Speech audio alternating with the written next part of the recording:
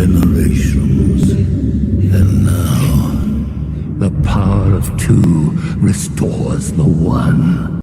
We got a bidet!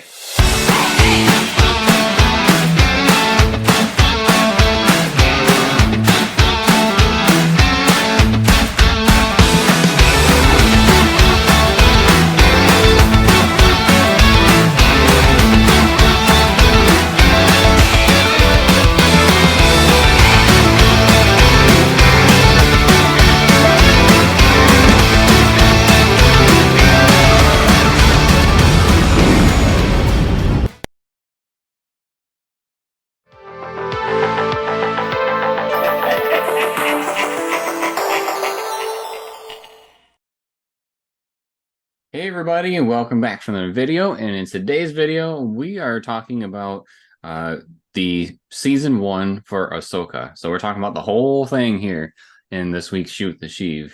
We've been talking about the different episodes each week, and then now we kind of have our final thoughts on the show. Now that we know what the entire show entails, now we can finally look back and decide what were our thoughts on it. And so we don't really have to break down what happened in the show per se, as far as overview, I don't think. But I mean, we had this was kind of like season 5 of Rebels in a way.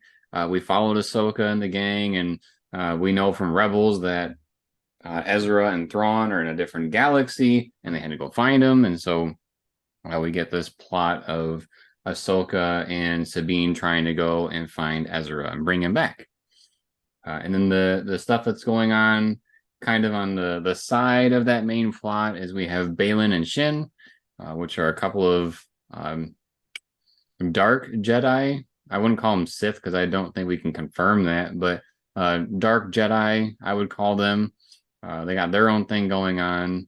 And then we also have stuff with Hera going on, where the New Republic doesn't believe her about the stuff that Ahsoka and Sabine are discovering, and so she has to deal with some political backlash there. So in 60 seconds, that's about what the show was about. I guess just talking about the show in general, Sarah, do you think it lived up to the hype? And 2, what are your thoughts on the show? Did you like it? Did you not like it? Did you change your mind throughout as the show went on? I feel like it lived up to the hype. I mean, the hype was pretty high for this show because we're coming off of Mandalorian, Book of Boba Fett, and we've got Bad Batch. These are all kind of recent TV shows. I know Bad Batch isn't live action, but these are kind of our recent TV shows to go off of, and then we have this one. So I feel like the excitement with the commercials or the previews was a lot higher, or the hopes were a lot higher for this. Oh, and Andor. We had Andor also. I was about to say the one live action that you and I want to forget. I knew I was missing one. It took me a minute. But yeah, I feel like this was the one that felt like it was going to be the most exciting, maybe the most action-packed.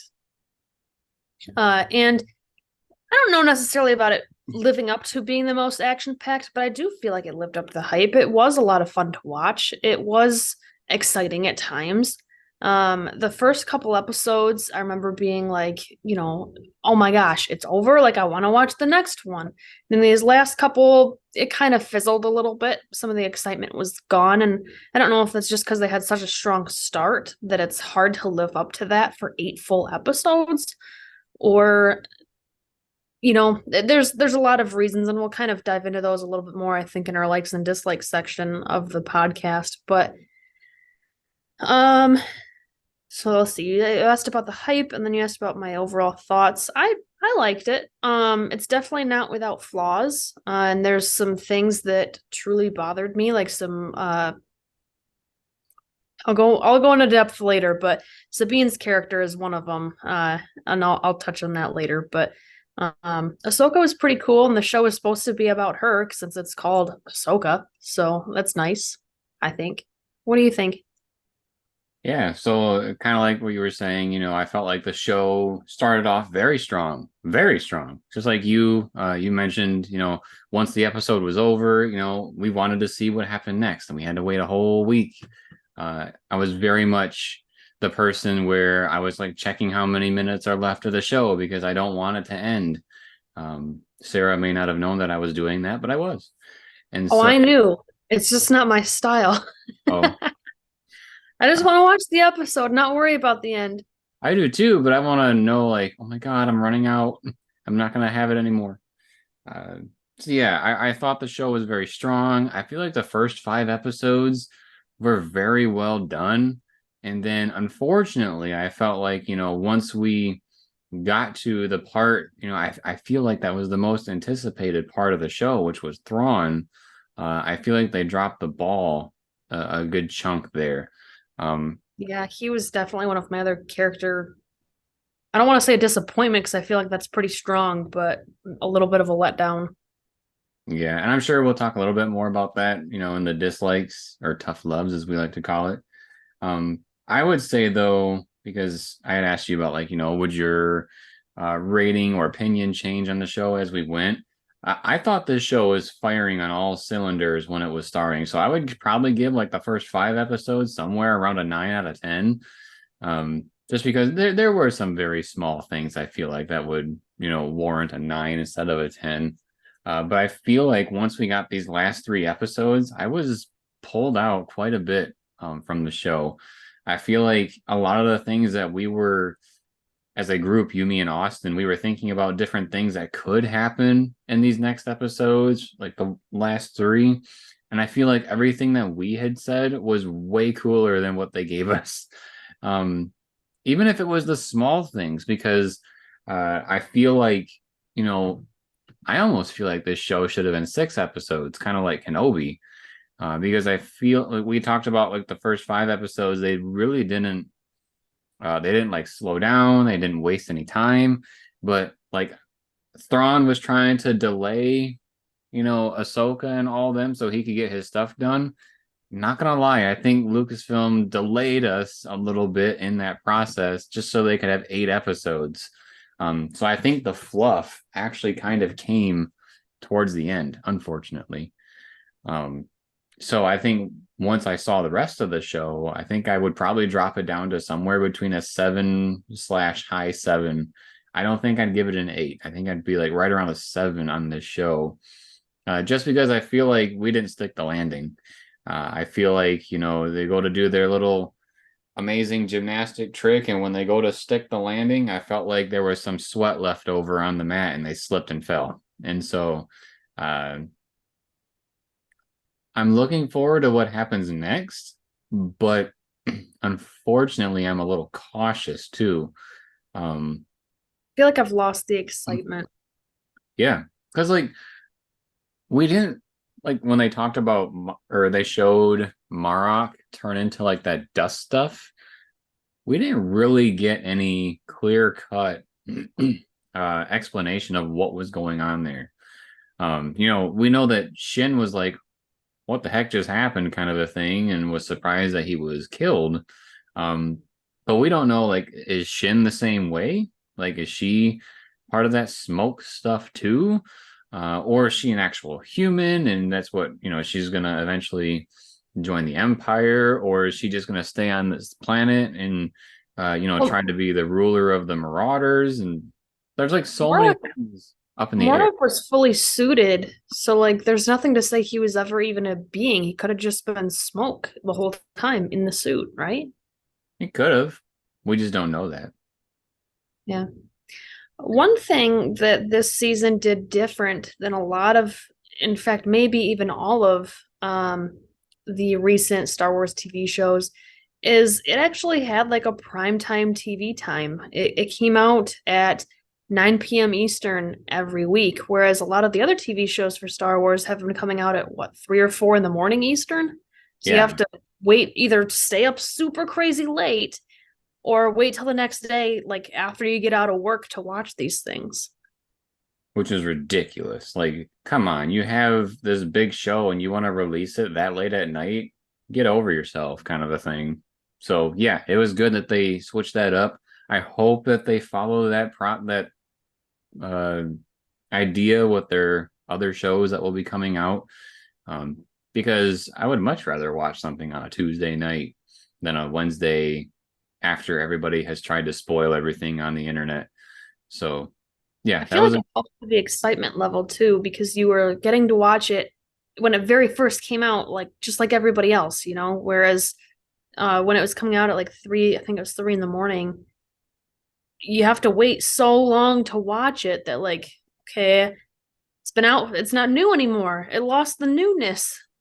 it's no longer the new reference to one of our favorite movies.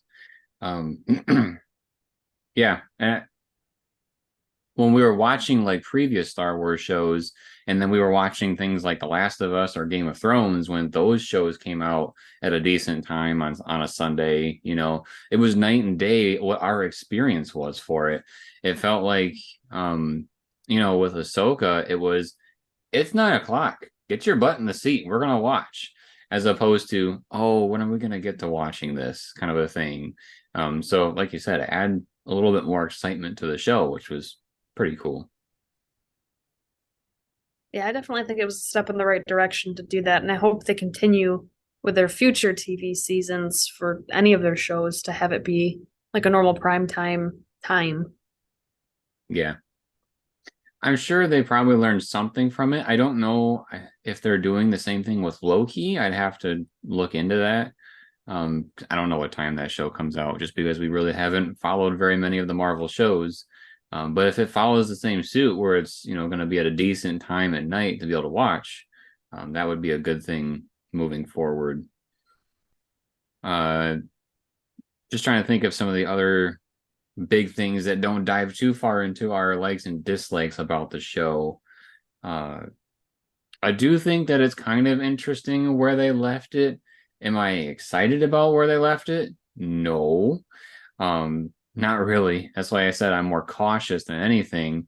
But the fact that Thrawn was heading towards Dathomir, uh, you know, makes you think about, you know, what's going to happen next.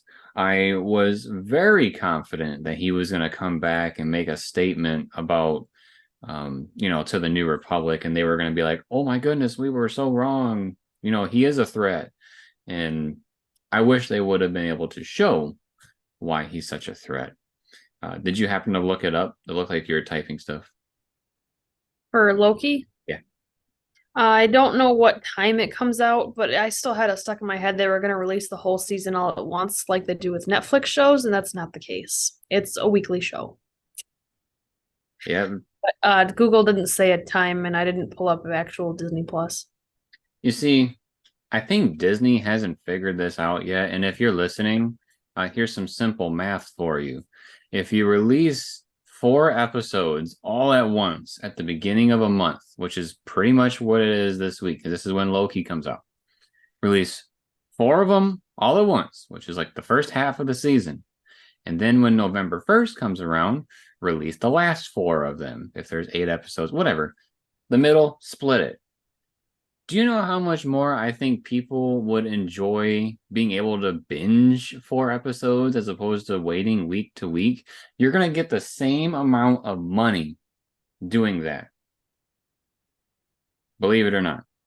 Because, you know, if you have to pay for a month at a time, there it is. Just give them the content that you had thought would be good to release weekly for a month. Just give it to them up front. It worked for Stranger Things. Netflix is doing it, and it's working very well. I had 0 problems when they did it with Stranger Things. Yeah, it was very exciting. Did you find out any more? Nope, I was unable to log in. Oh, perfect. All right. Well, when we come back, we're going to talk about some of our tough loves for the Ahsoka show. We kind of previewed a couple of them here already, but we got some more in-depth stuff to talk to you about. So stick around. Have you ever wondered what Amazon coffins are and what they're full of? Well, we got you covered here on the channel. Check out our playlist of our Amazon coffin unboxings, where Sarah and I open up boxes that have Amazon returns, and we share with all of you what we get in each of those boxes. If you ever wanted to get into liquidation and want to know what types of things you can find, check us out. Now back to our show. Welcome back, everybody. We are here to talk about some tough loves for the Ahsoka show. We talked about a little bit of some of the things we'll probably be talking about. You know, Sabine and Thrawn were two of the big ones. Before we get into that, I want to throw one out there that we didn't touch on, and that was the usage of Sam Witwer. You know, he's a very big actor in Star Wars. He does more voice acting than he does live action type stuff where we actually see him. Most likely because, he's already known for the way he looks for Starkiller. But there really wasn't anything that was like, this is Sam Witwer and who he's playing kind of a thing. I don't even know let's see if I look up on IMDb, if they tell me who he played. I believe it was Marok. Feel bad. I don't even know who you're talking about. The fact that I feel like they just used him maybe for Marok's one or two lines, I think that was kind of a misstep. I think he's definitely up there in caliber for what he can do for the show. But yeah, so that's one of my small little nitpicks is I wish he was utilized more in the show as opposed to potentially just being somebody's voice for live action, because obviously he does a lot of animation, so he is going to just use his voice, but here I thought he could have been used more. So Sarah, do you want to talk about Sabine? Is he an actual, and this is going to sound really rude probably, so I don't mean it rude, but is he an actual actor and not just a voice actor? Like, does he have that experience? Yeah. Naive is probably more the word that I'm trying to think of, but like, I don't know who he is. Yeah, he does a lot of voice acting stuff, but he's been in a handful of things. All right. So yeah, Sabine. She is somebody from I know her from Rebels, and I know a lot of people probably watch this show without watching Rebels, and that's fine. You don't necessarily need it. But if you have watched Rebels, you know that Sabine is oftentimes kind of sassy, snarky. I'm gonna do my own thing my own way. I don't really care necessarily what the repercussions are because it's my way and I'm just gonna do what I need to do because I want to be in charge. And we kind of get that essence in the show, but I feel like they portray her more as she's just being a brat than somebody who actually has like the charisma of trying to That's what I take was thinking. control of the situation.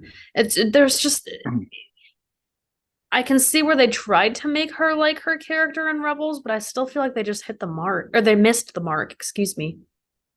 Yeah, I was thinking the same thing. I was like, yeah, she is for the most part, a good chunk of these traits, but she is missing the charisma of her character from Rebels. I would say that for a couple of characters though too. I would say that for even like Ezra. Like I get it that a lot of people like how the actor is handling. It might just, for me, it might be that it feels weird to transition that animated character to a live action. Like it just doesn't seem as fluid as I want it to be. Just be like the fact that there's multiple characters that I feel that way. Maybe that's what it is. Because I know there's tons of people that loved Ezra. I have definitely not heard as much positivity about Sabine. But I think for me, my problem with Sabine was that I think we really tried to focus on this whole Jedi thing throughout, and I personally wanted her to just be weak in the Force, and then, could she tap into it? Sure. But I don't know. I feel like it's one of those things with Star Wars where we don't have to continuously, make people more and more Jedi in the world. Some are strong in the Force, some are not. And I think it was a good idea at first to show that, maybe she's sensitive a little bit. But I don't know if I would go on to say that she would be strong enough to chuck a human being into the air, uh, like she did at the end of the show. Especially since she struggled with the teacup, and like 3 days later, now she's chucking Ezra. So I Yeah, I think, feel like that was way too quick of a progression for her. yeah, Especially because in that episode, so it was the last episode, in that episode, Ahsoka had finally caught up to her and was asking her, have you been keeping up in your training? And she explained that she'd been keeping up in her lightsaber training. And so Ahsoka gave her this lecture about how being a Jedi is more than just using your lightsaber and that she needs to practice the other stuff too. Then she has no time to practice and just is expected to use it. Magically, she's great. Like, I don't know. It seems hard to buy. yeah, I find it kind of weird. Like, maybe a different explanation that I would accept is, you know, she she gained like uh her ability to like use the force pull for her lightsaber when she was in a desperate situation. Like, she was like, I'm gonna die if I don't get this, and so she channeled whatever she had to do to get that to happen. And honestly, they talked about, I forget what episode it was. It was either this one or the one right before it. They were talking about how Ahsoka didn't want to train Sabine because she thought that Sabine would use her powers for revenge against the Empire or the Imperial remnants because of what they did to Mandalore. And so she decided not to. And I think what would be more of a reasonable explanation is maybe she tapped into the dark side of the Force a little bit in that desperation to kind of like used her anger or fear and decided to, tap into that. And that's what actually helped her. Because as far as like being a little more collected and then using the Force, I don't know if I would agree that she would be able to do that so quick. It's the same thing kind of like with Rey way back when, she basically became a Jedi Master, Jedi Knight, so to speak, within like a year. And people had a lot of problems, even we had problems that she gained so many powers within a couple days. And she had started from nothing. And so with Sabine, I feel like it's just not quite believable to get there. And so that kind of deters from liking the character, unfortunately. Yeah. Yep. One of the other characters that we were not super impressed with, in part because there was so much anticipation for this character. They were in the trailers and they looked pretty cool. And then we didn't see them for a very long time in the show. And when we finally did see them, it was just like a flop. And that's Thrawn. Yeah, Thrawn, in my opinion, Thrawn is not scarier than an Imperial officer at this point. He is supposed to, like, we can see from the New Republic, like, oh my God, if Thrawn gets here, it's over. So they're talking about, how much of a threat he would be. But we don't really get to see any context of how threatening he is. And I think that was a huge misstep with Thrawn's character here in Ahsoka. This show might be someone's first impression of Thrawn. And it's like you in my opinion, you cannot use the excuse of you have to go and watch Rebels, you have to read the books to know how much of a bad guy he is. They had 3 episodes where they could have done something with him that was terrifying, and they did nothing. And so I think that really fell short for his character. And also, I don't care what people say. I don't think that they made him look smart. He basically just kept throwing stormtroopers are heroes until he could finish his job, and that was it. And so I don't agree that that shows a good tactician, so to speak, which is what he's known for. So I think they really dropped the ball with Thrawn. Yeah, I mean, he had a few things that were kind of neat or interesting in terms of attack plan, like there was the minefield. He let Ahsoka think that she was getting away so that he could figure out a way to ambush her when she was in her ship. Not to say that, I'm going completely against what you're saying, just it wasn't all bad. It just definitely was not all good, in my opinion. He should have been so much more than what he was. Yeah, I totally agree that he should have been way more than what he was. Yeah, it's unfortunate the way I think that was handled. Yeah. I hope in the future when we see him that they will do him justice. One can hope. Rebellions are built on hope, Jeremy. Well, the rebellion can be crushed, and that's what it needs to be.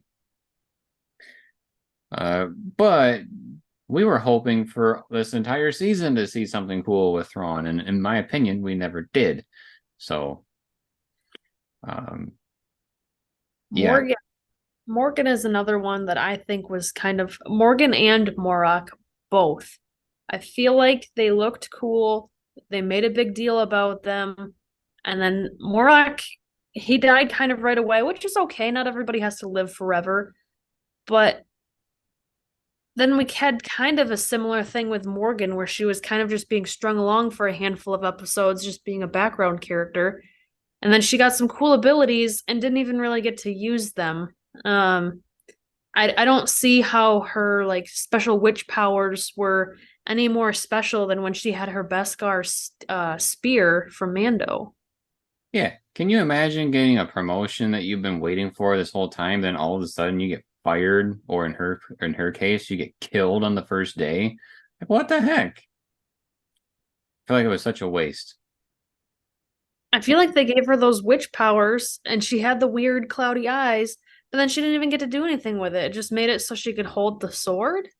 Yeah, Like, you not hold the sword without the cloudy eyes? I definitely think that they did what they did just to have some sort of Clone Wars reference of the dagger or sword, whatever you want to call it, because that was something big from the Clone Wars. That was one of the few weapons that the witches had that could combat a lightsaber, and so that's what they needed here. Yeah, really wasn't my favorite either. I think though, what we're really having an issue with, I don't really think we have an issue with the characters themselves. I think what we have an issue with is the writing not being flushed out for these characters, because like we got no answers on Marok. It's basically he was a character. What more do you want? And it's like, I want to know what he was. We haven't seen anybody turn into smoke. We want to know more about that stuff. And so like that, and then I think if you haven't seen the Clone Wars, you definitely needed a little bit more substance for Morgan. And then definitely also Balin and Shin. They're brand new characters. Nobody had ever seen these people before, but the way that they were handled, I feel like we don't really know them. Yeah, I was kind of okay, at least for the first half, with how they were being handled, that they're essentially hired guns and stuff. I feel like their characters were pretty cool. The thing that I just wasn't a super fan with them was the end. It's the last episode and how they ended that and where those characters are going. I feel like it didn't really make any sense and it didn't really give me any clear direction of what they were actually going to do. Like Shin, for example. How did she know that the Empire base or the Witch base was destroyed? She just decided, I'm gonna live here now, screw them? Like, it just She probably looked up in the sky and was like, oh, they left. Well, then I want to see her throw a temper tantrum like Kylo Ren, okay? Like, let's see her slash some cactuses or something because she's in the desert. I don't know. Or cacti. I feel like we're missing some of the theatrics and some of the drama, and they focus so much on the martial arts portion of it, which is cool. They had a lot of cool moments with that, but that can't be all that there is. So yeah, I think you're right. It's not necessarily the characters, it's just that they were all so close to greatness, they just weren't quite there. Yeah. And I think that falls on the writers. I think it's Dave Filoni that wrote them. And although he is getting better and better at telling stories, I think they need to remember, really any writers that are at Lucasfilm, they need to remember that we don't only care about the good guys. We care about all of them, especially if you give us a cool bad guy. And like Darth Vader is the big baddie in the original trilogy. We got a whole trilogy explaining what the heck happened to him. So, you know, George knew how important it was to give some explanation for these characters. So I feel like with this show, you know, there were a couple of episodes that really didn't meet the length that we wanted. As far as like an hour-long TV show, they could have definitely put some stuff in there where they explain a little bit more of who these characters are. I think in the very beginning, like the first half of the show, it was a very good balance between what's going on with Ahsoka, what's happening with Baylan and Shin, and we got a very good back and forth there. But as we got to these last 3 episodes, it was, okay, Thrawn is here. Y'all got to move out of the way. You don't get any screen time. Because that's essentially what it was. You know, I know they had to probably make some adjustments with Baylan's character because the actor passed away, unfortunately. But they could have done something a little bit more. I would completely disagree if somebody said otherwise. And you know what else? We saw Zeb in, what was it, Mandalorian? And he looked really cool. And it made everybody think we're going to get more of him, because why would they put all that effort into making a character costume or whatever like that for just the 30-second clip he was in Mando, unless they were going to use him later? And then he never shows up. He's never a part of anything. I'm like, I can understand why to an extent, because with the way they ended Rebels, he's going back to his home planet to redo things and, you know, make the planet inhabitable and, you know, bring back life and all that stuff. And so that's cool, it's fine. But then why did we see him in Mando? Like, why did we get teased that he was going to be a part of things again, you know? My only guess is just to let us know that he's still around. He's still kicking. But yeah, I would agree. So. That was a disappointment.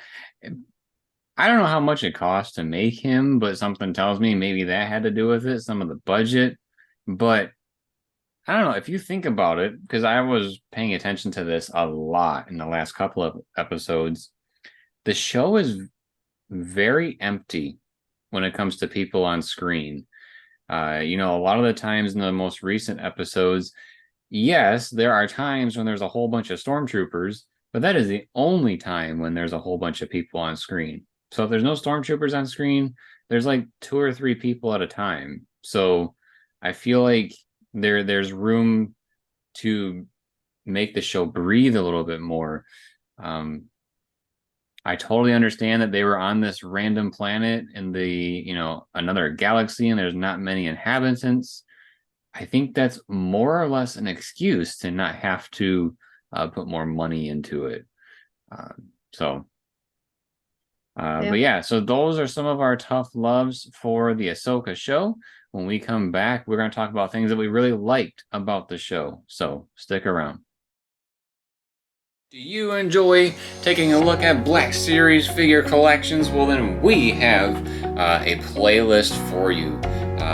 We take a look at all the newest Star Wars Black Series figures that we can get our hands on and share them with you. So if you enjoy those types of videos, make sure to check out our playlist that goes over the Star Wars Black Series figures in our collection, and you will not be disappointed. So check those out. Now back to our regularly scheduled program. Welcome back, everybody. We're going to talk about some of the things that we did really like about the Ahsoka show. I will kick it off and just say that Balin and Shin were probably one of the coolest parts of the show and one of the most interesting parts, in my opinion. Right from the get-go, from the trailers, we saw that their lightsabers were a slightly different color than the normal, like, blood red, so to speak, of the Sith. So we knew something was going on there. And I thought throughout the show that, like, Shin was definitely my favorite character. Now, how they ended it with her is a separate discussion. But her character in general, I thought she was super cool. And like I said, definitely my favorite of the show. What's something that you liked? I know you were disappointed in one of the voice actors you were looking forward to, but one of the voice actors that I found out that I really liked was David Tennant. So he voiced Hu Yang, the little right, not little, but the robot sidekick or for Ahsoka. I thought he did a pretty good job. I could hear his voice, like I could recognize that it was him, but it was changed. It was different a little bit. I feel like his character was, huh? It was droidish. A little bit, yeah. It was kind of like C-3PO, I suppose, where it sounds human, but kind of not quite 100%. But anyway, I don't know. I felt like he had cool stories. I didn't know him from Clone Wars because I haven't seen Clone Wars before. So to me, he was a brand new character. So maybe it wasn't as impactful for those who have seen Clone Wars. But just I thought he was neat. I thought he had fun stories. Yeah. Nice. I liked Hu Yang a lot too. Even though I've seen the Clone Wars, I didn't recognize him from the Clone Wars. So I think when Austin brought it up that he was from the Clone Wars, that was kind of a cool thing to be able to recognize and then connect the two together. I did not know, how cool his abilities were, like how he basically has 4 arms and he can, basically be General Grievous, but for the good guys. I still think it would be really cool somewhere down the line where he actually does get in some action. We see him do like a hand-to-hand type fight, but we didn't get to see him fight with some lightsabers. I think that would be super cool, especially since he's trained with so many Jedi that he should be super smart. Like, even though he doesn't have the Force, he should be able to do like calculations really quick in his head on how to, block and attack and stuff. So it'd be kind of cool to see essentially an AI being doing lightsaber stuff. I mean, General Grievous didn't have the Force either, but he was very good with lightsabers. So I think there could be a way to expand on that whole 4-arm lightsaber stuff in the future. Not to mention his comedy too. Hu Yang was a very funny character. I enjoyed how he didn't really care what people thought, what he said. Droids aren't supposed to have feelings, so I don't really think he's supposed to have an awareness of what people think or feel about what he says, because he just flat out tells Sabine, like, you suck, kind of a thing. You're the worst Jedi I've ever seen, and I've been seeing Jedi for 500 years or whatever it was that he said.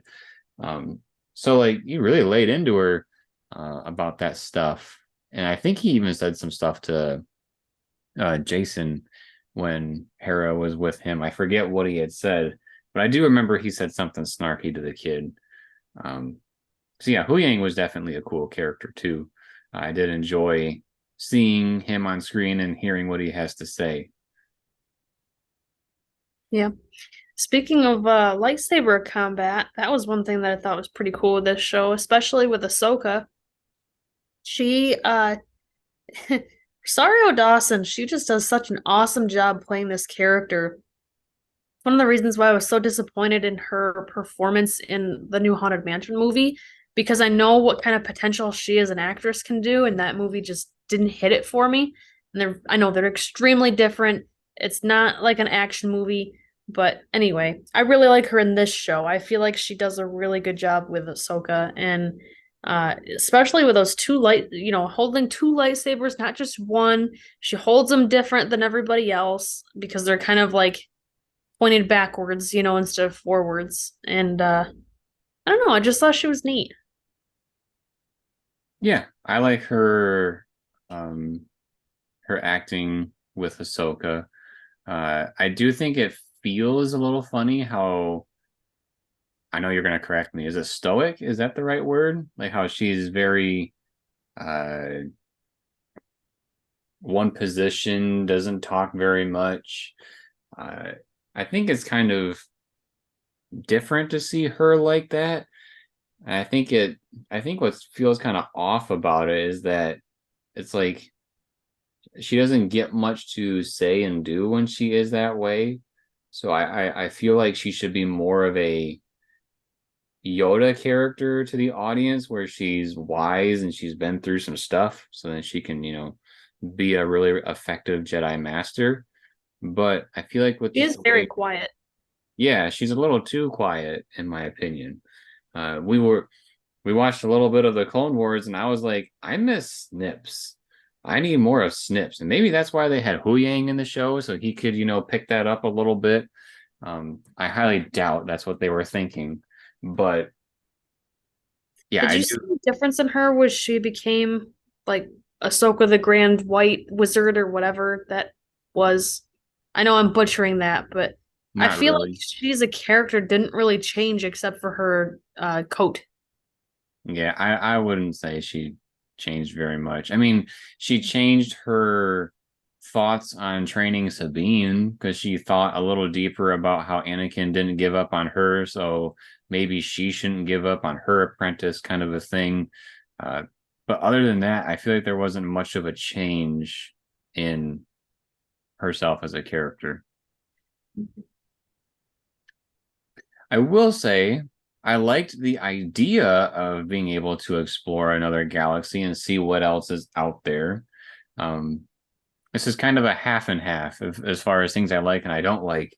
Um, I think I talked about on a previous podcast that, Disney has basically made a new planet for every show and sometimes every episode in a show where going to another galaxy isn't always as exciting as it sounds because it doesn't look any different. It doesn't feel very much different than what they're doing uh, with all their other stuff. So But we got the Howlers and those weird turtle hermits.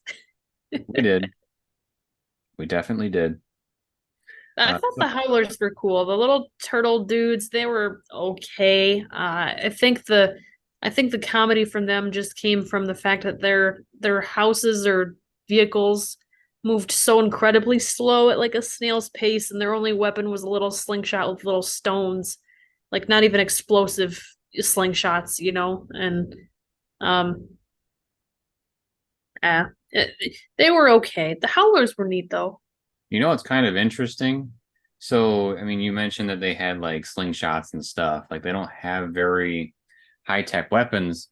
I almost kind of wonder if this is kind of like a fan service to the people that didn't agree that Ewoks could do much damage against troopers because wasn't it didn't one of the turtle dudes like shoot a rock at one of the troopers and it just bounced off his helmet and then nothing came of it?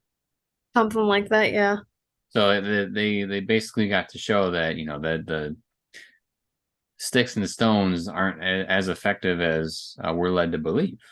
So I thought that was kind of interesting.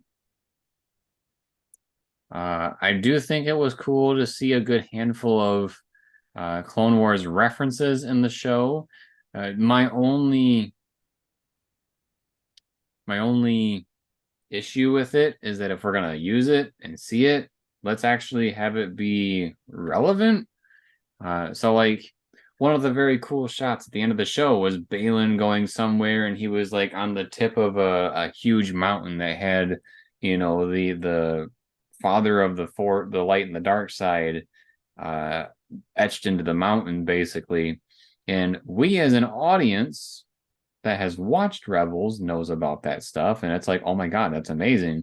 But again, put yourself in the shoes of somebody that hasn't seen this before, these other things, and you go to watch this show called Ahsoka, and then you see that, I don't think it's going to be as effective for everybody else. They should have had some sort of little bit of substance that, told the audience of why this thing is so important. Well, and I've seen Rebels and I didn't get the importance of it. Like, I understand it's the same statue as the painting from Rebels, and I know what it meant in Rebels, but is the statue has the same, does it actually have the same importance, or is it just, somebody carved it into some stone and they left it where like he was going to do something awesome, but then he didn't do anything, you know? Yeah. Yep. And I think they should have showed a little bit more of what was going on there, because like, the last time we saw like the painting was basically a gateway to the world between worlds, right? And so maybe that there's some other gateway here to the world between worlds, or maybe there's a huge dark side essence. I was trying to say two words at once. There's something out there that's calling to him, because in these last 3 episodes we kept seeing that something's going on with Balin. He's hearing voices, and so does that reference those characters later on? Is it kind of just like a devil on his shoulder that is telling him about temptations or something along those lines with the dark side dude, or is there actually something like physically out there that he's looking for? Yeah, but we get no clarification on any of that. So that's just what helps us not sleep at night. Thanks, Dave. it's supposed to make you want to watch the next season. What are you talking about? Well, so far I want to watch it, but I'm not like I need it now, unfortunately. I would much rather have the movie, because I feel like the movie, you cannot waste any time, whereas here we might be lollygagging a little bit. Yeah, which is kind of sad, 'cause towards the first half of the season, we really didn't feel that. And now here we are in the second half, and we're kind of feeling it. It's kind of like how the Lions used to play football, where they would play very good in the first half and then somehow lose in the second. I feel that. The world knows what it's like to be a Lions fan. Not this year, though. Not this year. Some curses can be broken. Yes. What's another good thing that was about this show? The witches. Yeah, the witches, they looked fantastic. The witches were probably the coolest looking characters in the show. Second place goes to the stormtroopers, the night troopers. I was going to say Shin. I think I like the night troopers look a bit more than Shin's, but yeah, I really liked the witches, like you brought up. I felt like the people that played them, I'm sorry, I don't know their names. I think they did a very good job with, acting as a Night Sister. Because again, the last time we saw Night Sisters was in the Clone Wars, an animated show.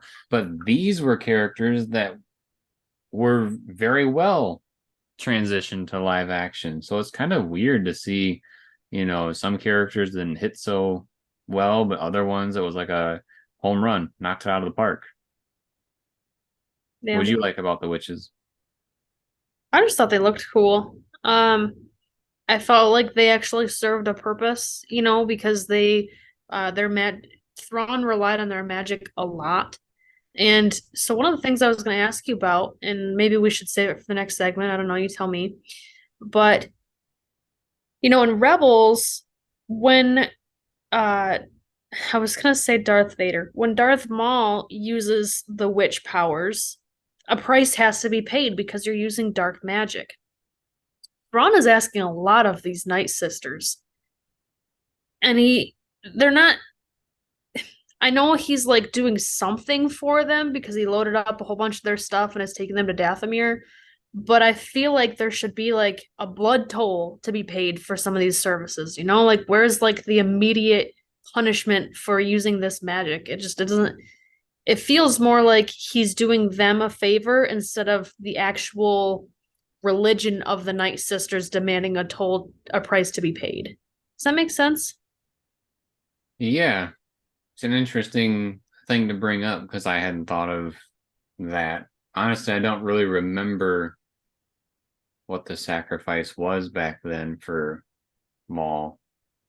Who was Oh, sacrificed? it was if you're gonna resurrect, if you're gonna use, so in Rebels, it was if you're gonna use this power to let Ezra and Darth Maul see into each other's minds because he wanted to know what Ezra saw from that uh Force cube. I'm blanking on the name.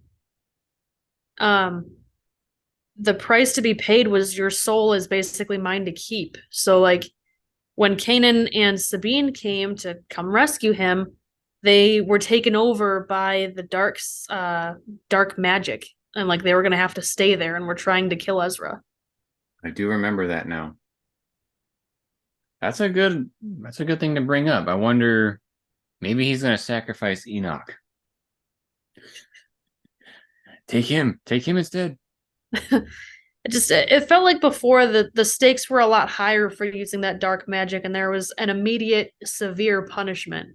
And we really didn't get anything other than he's doing them a favor by taking their caskets to their planet or whatever he's doing with those things. Yeah, we don't. Well, we don't even know if they're caskets. I think they are, but who knows? Maybe it's Whatever it their is. luggage. They just have like 80,000 pieces of clothing each, right? Yep. I mean, maybe it's the clothing of every single person that ever lived on that planet. Who knows?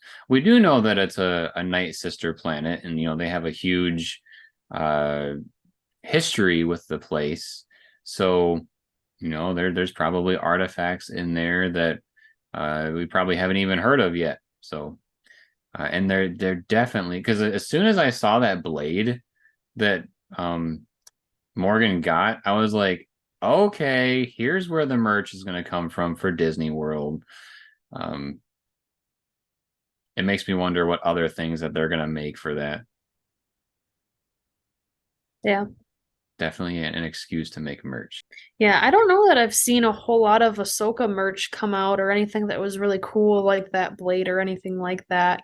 We've seen a handful of Black Series figures. They're just now starting to come out.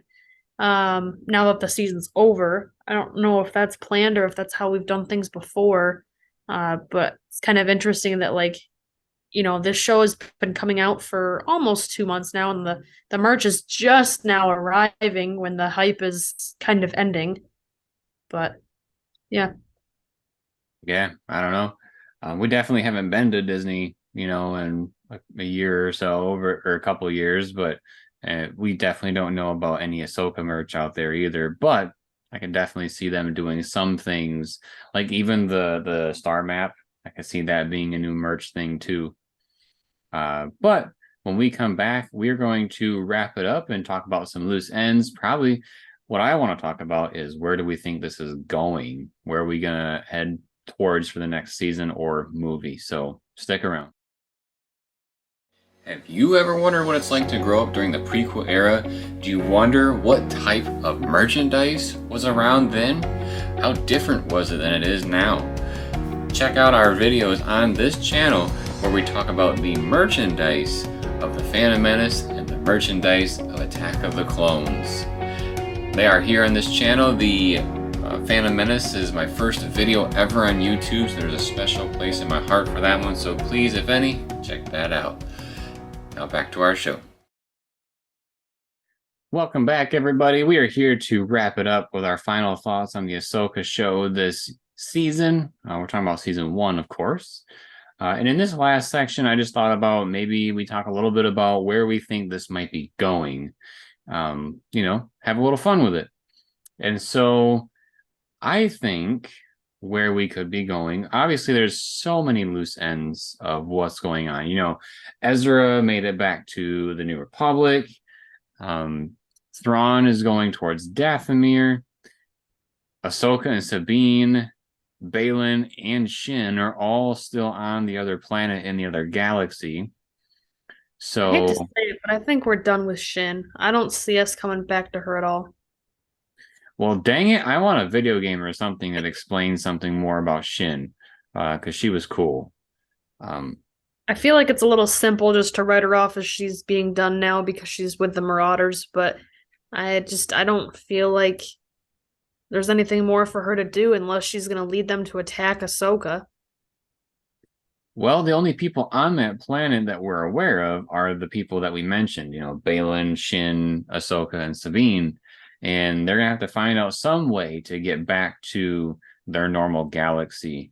Whether it's the whales, which part of me doesn't believe that that's going to be the way to do it. I think Balin is going to find some sort of world between worlds portal, and that's where they're all going to end up going. Um, I know a lot of people wouldn't like that to happen, but it's hard to believe that maybe even the New Republic would like take a cruiser out there or something to try to pick them up, because they need to have a crazy amount of hyperdrive abilities, just like the big Eye of Sion. So Well, those statues have to have some sort of significance. They can't just be there for fun. they do have a significance. We just don't know it. Well, that's my point. You know? Yeah. So there's them. Thrawn, I think he's gonna probably go to Dathomir. He's probably gonna fulfill his promise of taking the witches back to Dathomir. Part of me wonders if maybe that's his only thing that he has to do for them, just because they've been doing all this magic stuff for him, and if he provided a vessel to take them back to their home planet of Dathomir, maybe that's the only thing he had to do. And so maybe by dropping them off and then meeting back up with the Imperial Remnant people that we saw in Mando season 3, we could probably see some stuff evolving from there. And then Ezra is probably going to, tell the New Republic that, hey, you big dummy, there was something going on out there. I was stuck for years and you didn't care about me. And so it makes me wonder what his dynamic is going to be with them, especially take that, Mon Mothma. Yeah, and whoever that other guy was. I feel like so like when he left Rebels, he was kind of on that dark side / jerk type Ezra that we remember, and then now we see him as a like calm and collected Ezra. Maybe some of that internal conflict of them, not believing people and him having to suffer from being out there. Maybe that'll channel some bad stuff for him, but I think that might be a little far-fetched. But I don't know if we're quite officially done with Ezra being kind of a bad person in a way. I don't know how much he's grown up. I dig his new look. Yeah, his looks all right. I feel like he looks plausible to be Ezra, but that he looks different and kind of homeless looking because that's what he was. It's not like he had a mirror to shave his beard. Yeah. What do you think is going to happen with this show? Or what do you want to happen with the show? Oh boy. I feel like we're in kind of a sucky situation because of course I want Ahsoka to continue and do awesome things, but that means she has to get off the planet. And I don't want just a whole nother season of trying to get somebody off that planet. Like we've already done that and been there. But at the same time, I don't want them to be able to get off the planet really easily because then it's going to discredit how long Ezra was stuck there, So I feel like it's like a lose-lose situation for them to be stuck there. Especially because he was also really strong in the Force. So if there was just this portal a skip and a hop away, you'd think he would have been able to find it, or he would have been exploring.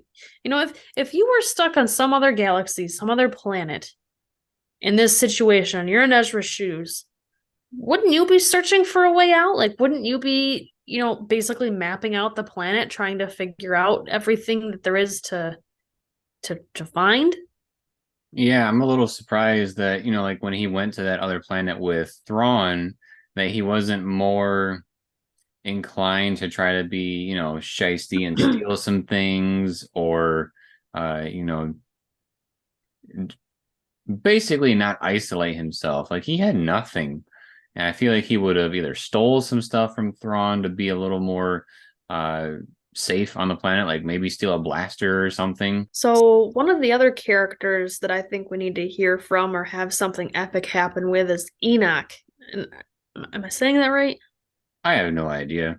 Do you at least talk the stormtrooper with the golden face? Sounds pretty good. He looks powerful, kind of, or at least different. But does he have any kind of like actual power over his troopers, or does he just relay everything that Thrawn says like a game of telephone? He might be just a game of telephone. Like I said, maybe that's who he in. Maybe if Thrawn has to do a sacrifice, maybe he gives Enoch. He's like, you served me well. Bye. Well, I think the point of a sacrifice is it's supposed to be, somebody of meaning or somebody that's, the relationship is meaningful to you. How dare you say that about Enoch? We don't know him. We don't know his situation. Exactly my point. They haven't given us a reason to care about him other than he's got a different colored helmet. Yep. That definitely falls on the writing for sure. But I don't know. It'll be interesting. If they somehow have a way to resurrect like all their Night Sisters, if that's what's in these caskets, is Morgan Elsbeth gonna be coming back? I wanted to say reunited, but like come back to life? Well, I think Austin made a point of that you have to have the body or something like that for them to resurrect, and they straight up left her. So yeah, I guess she did get pummeled into the explosion of that base. Yeah. So I don't know if we'll be seeing her again. Yeah. So thinking of Balin, what is your opinion on how to proceed with that character, knowing that the original actor has sadly passed away? Because I feel like he did such a great job. I could go either way, I could find peace with his character just being gone. Not so much from a character standpoint, but just from like a respect of the actor standpoint. But at the same time, I feel like I want that character to continue and to be awesome because the character was awesome. I don't want him to lose that awesomeness just by disappearing. I think they need to recast. Ray Stevenson did a great job with bringing the character to life, and he did such a great job that everybody loved him. And so I think that character needs to stick around. Like, can you imagine what Star Wars would look like if like James Earl Jones had passed away after the very first Star Wars movie, and then they were just like, well, his character's gone. I'm not saying that Balin is necessarily the same caliber as Darth Vader, but at that time, it very well could have been. So, yeah. And I guess kind of the same thing happened with Leia because Carrie Fisher passed away before her character actually passed away, and they used her daughter to kind of fill in to give her at least a proper goodbye in the movies. Yeah. But she was in a different position too, her character had been through a lot, and just multiple movies, lots of stress, getting old, from a character standpoint. Whereas Balin, I don't think is really at that point yet. Right. Yeah, I would agree. All right. Well, that was our discussion on the Ahsoka season 1 on Disney Plus. If you enjoyed this type of video, make sure to subscribe to the channel and turn on notifications. Whenever the next Star Wars show comes out, we will be talking about it. So stick around here on the channel. Drop us a like if you liked the video, and drop us a comment letting us know what your thoughts were on the season. And then, as always, everybody, thank you for watching. We'll see you next time.